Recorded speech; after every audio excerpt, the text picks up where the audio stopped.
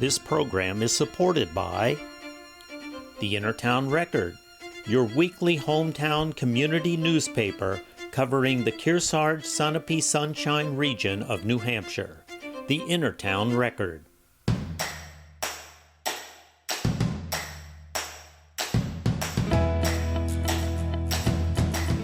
Welcome back to your Yankee Chronicle. I'm Abby Peel. Last year, we had a chance to catch up with Tim Fenton for a rundown of the process that brought the Lake Queen to our harbor. So we found the boat out in Missouri, and it was owned by a family business as well, which made us feel really good as well, because we're obviously an old family business. But after we spoke to the owners of it, we did a lot of research into the transportation, because obviously that's a huge component. It was out in Missouri, so it needed to get here somehow.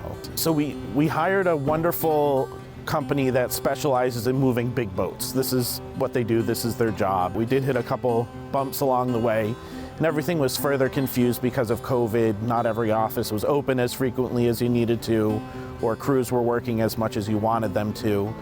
But we ran into our big snag when the boat was in probably the most complicated travel section between West Virginia and Pennsylvania, Virginia, Maryland, back and forth between the states. It had to take a funky route because the boat's 20 feet wide and it was so long on the trailer you could only take certain routes. We planned for the boat to arrive in January, but it actually didn't arrive until mid to late June. We were so thankful that it was here, but we definitely had some nerves leading up to when it arrived because it had been such a long process. We had to redo our original plan of keeping it stored in the harbor during the winter while the work would happen. In typical Sunapee fashion, you know, you have great neighbors in town always who are looking out for each other. And someone knew that the boat was arriving much later than expected and knew that the harbor wouldn't be a good spot for it to stay anymore. So they reached out and said, hey, I have a lot for you where you can store it until it's ready to move to the harbor, which was such a relief and such a good neighborly thing to do. After the boat was ready to move from its new location down to the harbor, we worked with the same marine movers we had in the past. And the town has been incredibly helpful, meaning the road agent, the town manager, the police, the fire department. They were all very willing to work and help make us happen. And when it came to the day of the moving, the fire department was here to help with directing traffic, along with the police and just anyone who could come by.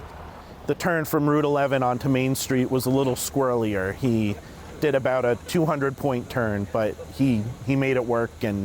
But the boat came through the roads just as expected, no issues, backed right into the parking lot. And we have a bunch of fabricators who've been working hard to weld and make the second story deck. It will be a totally different boat when it's done.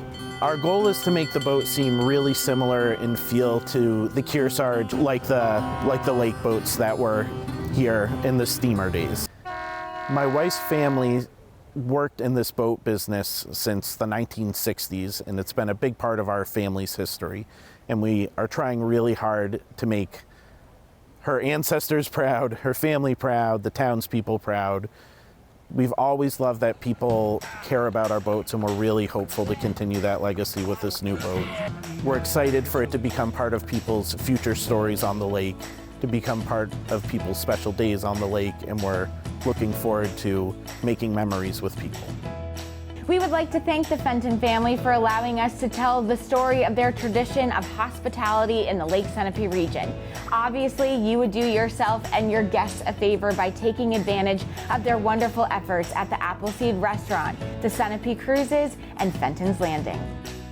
Tune in any Thursday or Friday at noon and 7 p.m. for our weekly edition of your Who, What, Where, and When show of Yankee Chronicle.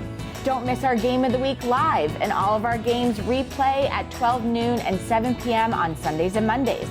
All of our programs are available on demand anytime at ycnnow.com. Our schedule is listed on page 3 of the Kearsarge Shopper and in the Intertown Record. I'm Abby Peel. Please join us again for another Yankee Chronicle.